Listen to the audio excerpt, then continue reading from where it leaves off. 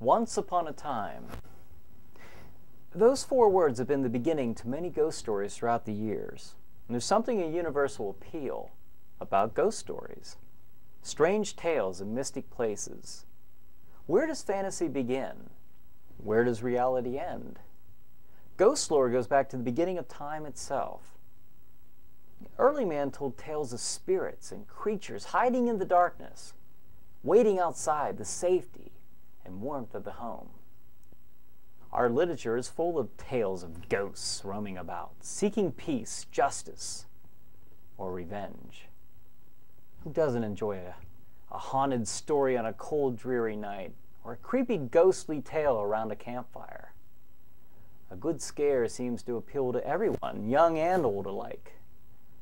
Tales of witches, werewolves, of ghosts and goblins. And you know why? Because it's fun. And that's it, pure and simple. People love a good scare.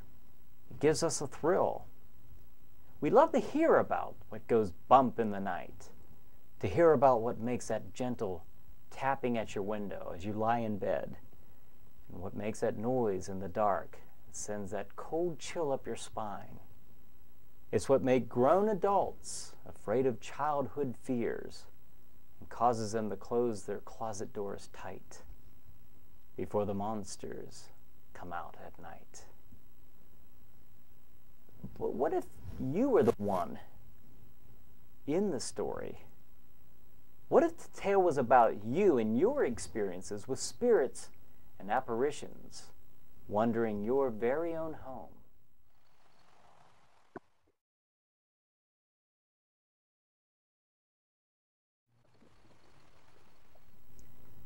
We lastly take it to a woman whose home is indeed haunted, to which she has no doubt. The ghosts roam the halls and present themselves to the family inside, so much that they are in the process of moving from the residence. Ask yourself this, honestly ask yourself, what would terrify an entire family to this point? Would imagination alone be enough to pack up your household and move from your home?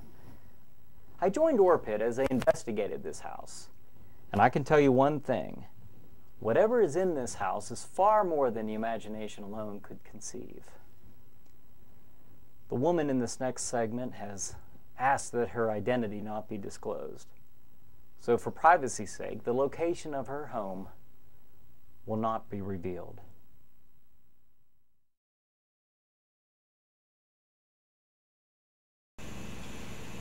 Have you ever seen anything with your eyes and knew that if you told somebody they wouldn't believe you? Have you ever had or been in a situation that you know for a fact has happened, that you've seen it, you've felt it, you've responded to it, and nobody believes you? This is kind of the situation that me and my family are in. Since I moved in here, I could feel something. I knew something was here, and I didn't even want to say anything to my husband because I thought he would think I was nuts.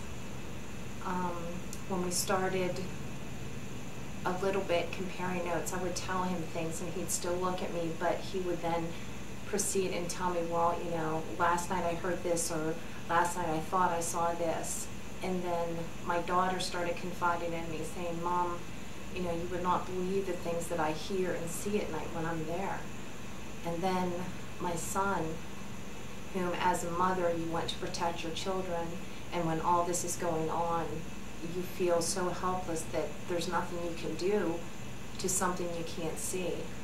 In the community I live in, if I were to even stand in the corner and shout out, you know, I need help with this, or, you know, my house is haunted, nobody would believe me and they would lock me up.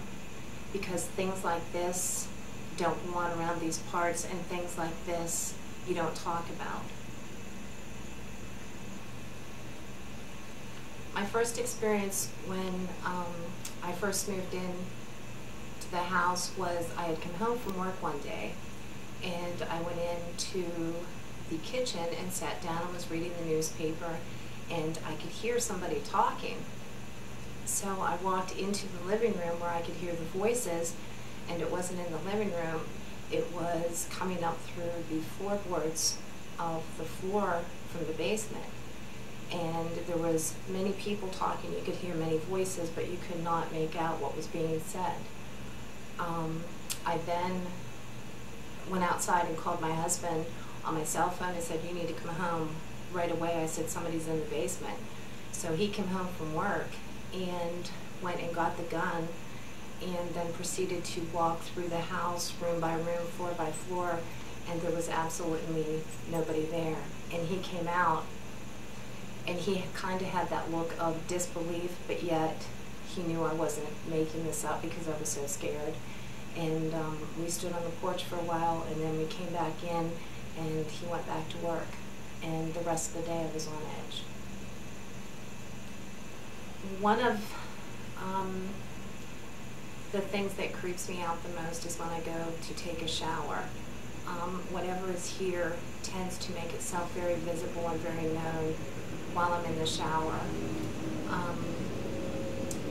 You walk in the bathroom, you close the door, and then turn the water on, and while the water's heating up, I get my washcloth and my towel, and usually my dog comes in and lays on the rug in the bathroom while I'm in the shower, and we have sliding glass shower doors, and when you're in the shower, washing your hair, whatever, and you open your eyes, you can actually see a black mass which pretty much covers the whole shower door to the point that you think that somebody actually came in the bathroom and shut the electric off, and you get such a sense of chills. Doesn't matter how hot the water is, you are just freezing 100% while you're in the shower. There was one point my daughter was taking a shower, and it happened to her, and she actually opened the shower door and looked out and could actually see a black misty mass in the bathroom. We've been told by certain people that we should confront this thing, and the one day while I was in the shower it had happened, so I got out of the shower and I stood in the bathroom, and I told whatever it was that I did not want to see it anymore, and I commanded it to leave. And at that point, the bathroom door, which had been open, started closing very slowly and very like on demand, and it closed, and as it closed, the handle turned and it just shut. And I just, at that point, stood and went to tears and lost it.